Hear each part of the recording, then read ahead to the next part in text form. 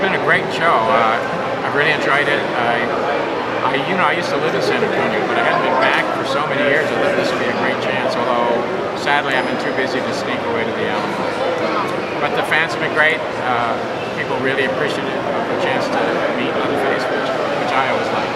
Awesome. I'm a little worried about that guy behind you. He's actually my bodyguard. Oh. He's okay. Yeah.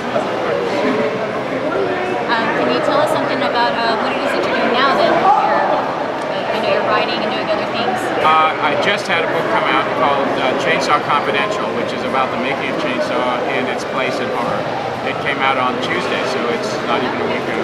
Awesome. We're getting good response from that, so I'm really pleased. And I've got a couple of movies in the works.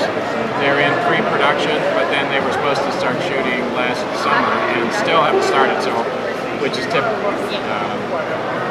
They're both horror movies. One is kind of a horror comedy, Chainsaw Sally.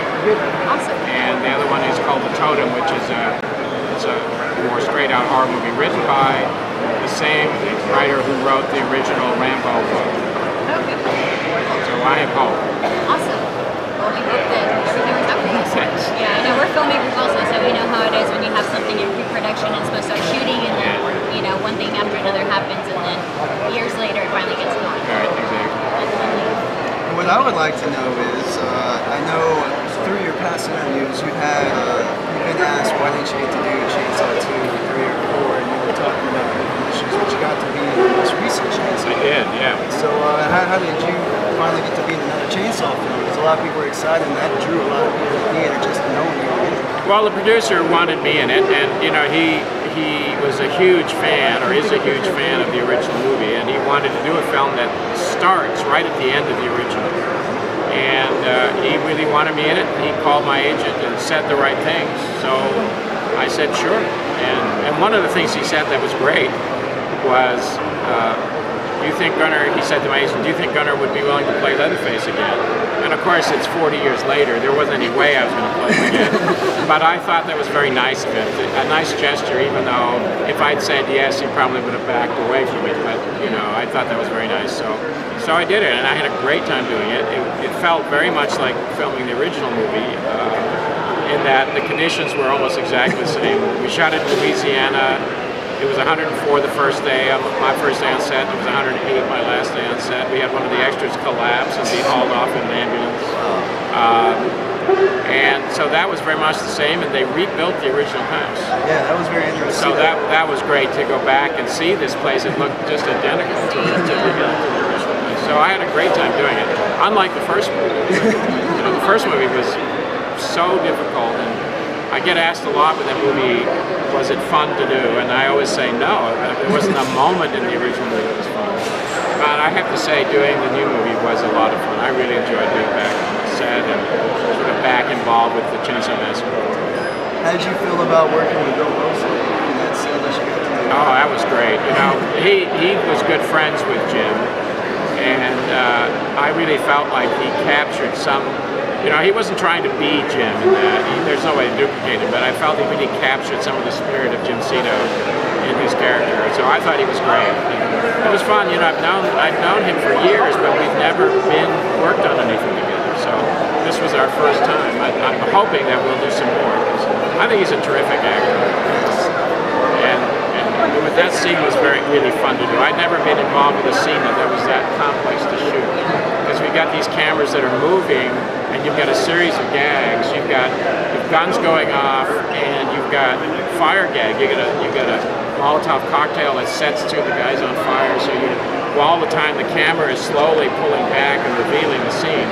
So it had to be choreographed pretty carefully, and it was pretty wild to shoot because being a union picture, they actually did care about our safety. Unlike Chainsaw Massacre, where as long as you don't die until your last shot, you're okay. We've probably been asked this before, but people probably want to know how do you feel about Danny's performance as Leatherface? Oh, I thought he was terrific. I think we always have the question of, why isn't he exactly like you? Every Leatherface has this, and the reason he's not exactly like the way I played Leatherface, or my Leatherface, was one, it's a different writer who conceives the character differently, and every Leatherface actor is a very different body type, a very different body, and he has to play him within those limits.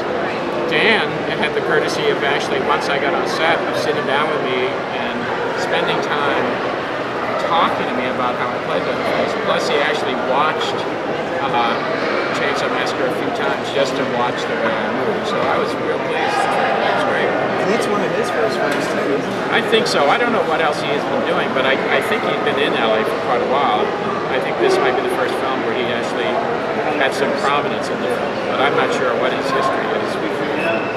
So, and I just wanted to also say, I didn't mention it in the book, but the fans have been dying for a book to come out. And I haven't read it yet, but I'm really, really excited that I'm sure that's going to go well for them. Well, I hope so. You know, it's great fun to do this because it was my chance to finally sort of tell the story behind making this movie, and also talk about what Chainsaw is in terms of horror. You know, what is horror, and how does Chainsaw Massacre fit into horror? I had a guy say to me, he was one of Stuart Gordon's guys. We all had dinner together one night, and he said, "Well, you know, Chainsaw isn't even a horror movie because it's not supernatural." And then those words come out of his mouth, and then he says, "But it's my favorite horror movie," which makes you wonder what is horror, which is what I wanted to talk about. Okay, so you mentioned the book just came out. If somebody wanted to purchase your book, is there some way they can go online? Is it going to go out to stores? It'll be in bookstores everywhere, so they can just, if it's not in their local store, they can order it, or they can order directly from Amazon or Barnes & Noble or any of the infinitude of online retailers. So, buy it, please. Oh, I'm sorry. A lot of the hardcore fans already know he's an author. Some people don't know. He also writes other books, not necessarily horror books. So would you like to just let the fans know about that? Oh yeah, yeah. I have a book called Islands at the Edge of Time, which is sort of in print now, and it's an environmental book. It's about the human and natural history of the Atlantic and the U.S. eastern coast. So it starts in South Texas on South Padre and goes up to the outer west, and talks about what these islands are and how people have lived on them, and what the issues are in the face of global warming and rising sea levels. He's a man of many talents, America. Check him out. Look him up. We've actually got, I'm a local blogger here in San Antonio. We've got a concept going where I'm going to do a Leatherface photo shoot. Oh, really? We're going to take a friend and kind of make a mold of somebody's face that's a bit bigger than mine, so that when I put on the mask, it kind of looks like that character. Yeah. And he's got a buddy that's got, I think, what, a 8-foot chainsaw. So we're going to have to rig that up somehow and make it look really awesome. So I promise we'll do you justice. Oh, good. Thank you. Oh yeah, you're like Chainsaw by far is my favorite movie. Since the first time I saw it, I was like 9 years old or so. I've been to the house, I've been to all the locations, Quick Hill, all that stuff. It's just been a big influence on me, she knows. And just I can see the effects. Yeah, no, I mean seriously, what you've done, I mean, it's very inspiring because not only did you just put on a mask and do a movie, it's like you really showed the film world as something that's different. You know? It's not like from those. Well, I can't compare Michael Myers. This is a personal opinion, but I can't compare Michael Myers or Jason to Leatherface. His Leatherface just is real. You know, it's not like supernatural, like you said. You know, like it's real, and that movie just seems so real. I don't care how old it is. That sucker looks real. You know? Yeah, That's just, it's amazing that I'm standing next to the man who got to do that. So it's an honor. And we're glad to interview you and have you here in San Antonio at the second Monster Con now. And we really appreciate you coming out. Well, it's been my pleasure. I've really enjoyed this weekend.